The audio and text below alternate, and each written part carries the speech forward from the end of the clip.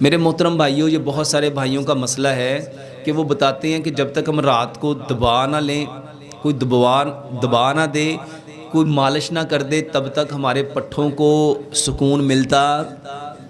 میرے محترم بھائیوں، اس کی سب سے بہترین دوائی، ایک گلاس دودھ لو، اس میں آدھی چائے کی چمچ ہلدی ڈالو، آدھی چائے کی چمچ دار چینی ڈالو، آدھی چائے کی چمچ سونف ڈالو، 2 سبز الائچیاں ڈالو اور 2 لونگ ڈالو۔ اس کو اتنا پکاؤ کہ ایک گلاس دودھ پونا رہ جائے۔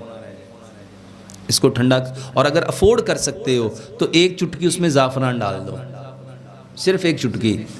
اتنا پکاؤ 1 گلاس دودھ پونا رہ جائے، اس میں شہد یا گڑ ملا کے یہ میرے محترم بھائیو لو۔ یہ جو لوگ کہتے ہیں نا ٹانگوں کو دبانے کے بغیر نیند نہیں آتی، یقین جانو یہ پیو گے تو آپ کہو گے ایک کام یہ۔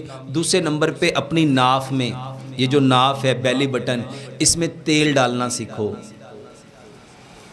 اس میں تیل ڈالنا سیکھو۔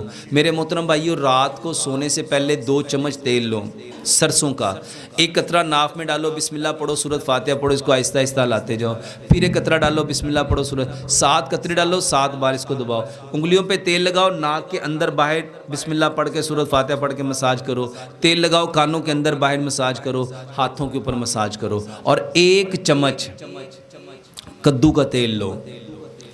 اپنے پیروں کا مساج، پیروں کی انگلیوں کے درمیان، پیروں کے ناخنوں میں، پیروں کے تلووں پہ، پیروں کے اوپر اچھی طرح مساج کرو۔ جو لوگ کہتے ہیں کہ ہماری ٹانگوں میں سکون ہے، ہمارے جسم میں سکون ہے، واللہ یہ وہ پوائنٹ ہیں، آپ کی ناف، آپ کا ناک، آپ کے کان، آپ کے ہاتھ اور آپ کے پاؤں، اللہ تعالیٰ ایک دن میں 5 بار اور ایک وقت میں 3 بار ہمیں جن کو دھونے کا حکم دیتا ہے وہ یہی اعضائیں ناف کو چھوڑ کے۔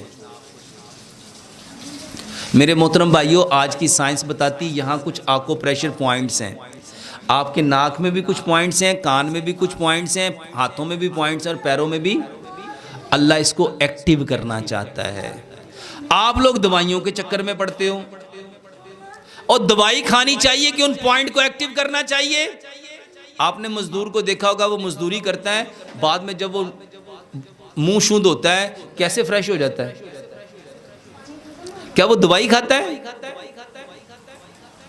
میرے محترم بھائیوں، جو اس کے آکو پریشر پوائنٹس تھے، وہ اس کو جب پانی لگاتا ہے تو وہ ایکٹیو ہو جاتے ہیں، وہ حشاش بشاش ہو جاتا ہے۔ تو ہلدی دال چینی والا دودھ پیو اور اپنے اس آئل کو میرے محترم بھائیوں لگاؤ۔ السلام علیکم۔